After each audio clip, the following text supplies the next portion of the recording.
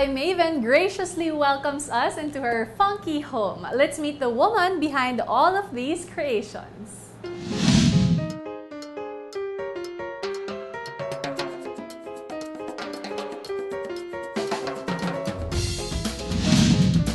Thank you for welcoming us into your home, Marge. It's my pleasure. Okay, let's talk about your love for DIY and arts and crafts. When did that start? Okay, started about 6 years ago, even before moving into this house. I kind of discovered na, meron pala akong something that uses my hands. Okay, so I started with Decoupage. It's actually a bench, which I finished for like 2 weeks. So when we moved into the townhouse, we invited friends. Yun yung first thing na nakikita nila. They noticed it. Yeah, it actually has a picture of the family. So you just have to find out. Oh, okay. You have to search. Okay, so when you say decoupage, that exactly means what? You actually make use of paper cutouts. But you can also mix it with lace, fabric. Depende sa'yo kung ano yung design na gusto mo ma-achieve. Pero technically, it's the paper cutouts. Yes. Okay, so the bench, safe to say, is your first project. Yeah. Where did you get the idea of doing a DIY bench with a family picture pa? I chanced upon Pinterest. Nagsistart pa lang yung Pinterest na. Sabi ko, parang gusto ko to gawin. Kasi very patient ako eh. So anything that needs yung talagang focus and attention, I will do it.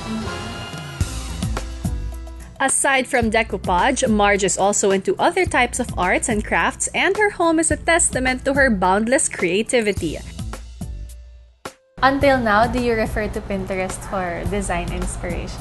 Inspiration only because I don't want naman to copy. Yes. Diba? Parang hindi ka naman satisfied na in-admire ng mga friends mo pero hindi mo naman idea talaga. Right. I only get inspiration. So I'm into a lot of things, like I also sew clothes. And recently, I'm into hand painting. One time when I posted the very first bag that I hand painted. And then a friend of mine saw it when I posted it on Facebook. Sabi niya, can you make one for me? Oh, wow. I have this bag which also got stained. Baka you can help me save it. I was hesitant at first. Sabi ko, I will only do it for my personal satisfaction. Right. And I'm not sure kung kaya ko.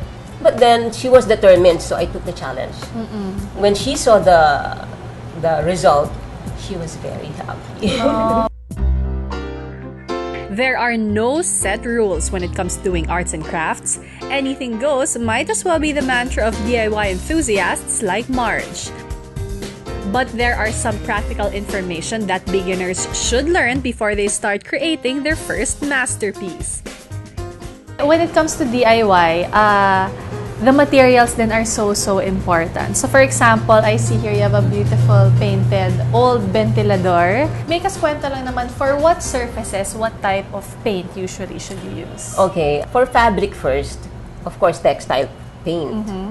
For, kunwari, wooden, you can use enamel also. Okay. Or the metal, yeah, you can also use enamel. But you personally like working with different kinds of paint naman? Yeah, because I'm exploring it.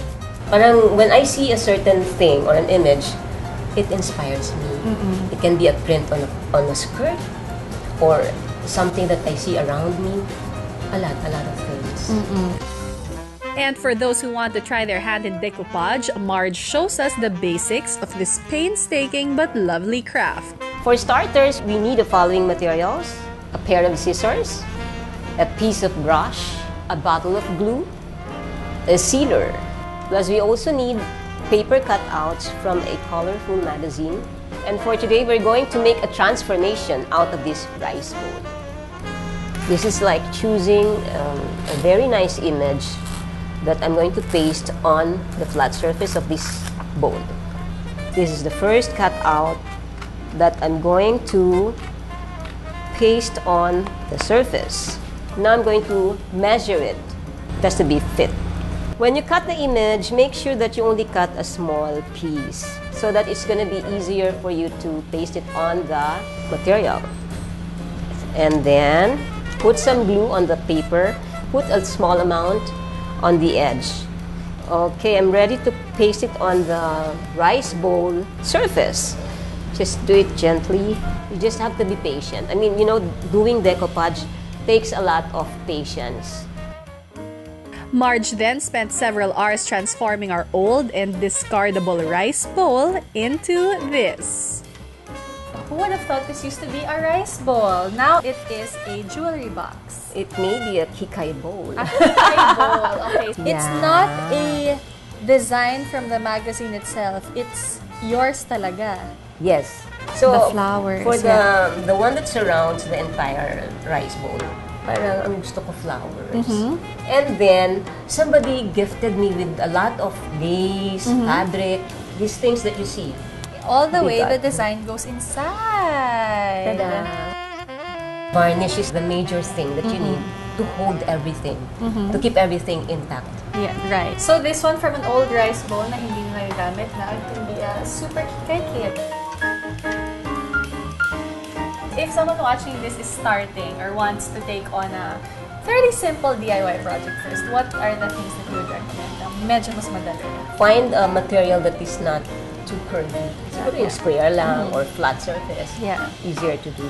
Of course, the DIY items in the home is really quirkier and Yeah. like you said, statement piece siya.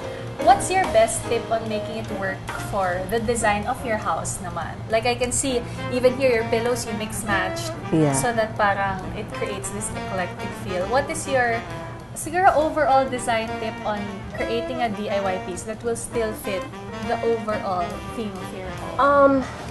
Eclectic doesn't work in everything eh. So I mix the styles, but I make sure that the colors, the pieces blend well. So when I do something, when I create something, I take a picture of that. So if I see in the picture na, ay hindi, I'll think of something else. So Yeah. that's how I do it.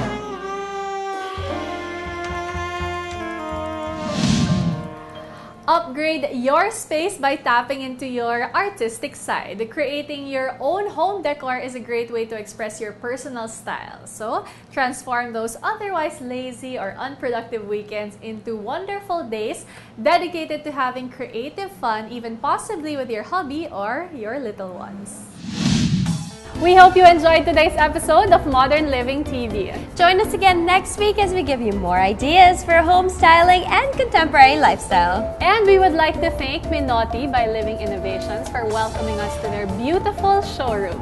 Modern living just keeps on getting better, from living spaces to living life beyond its confines.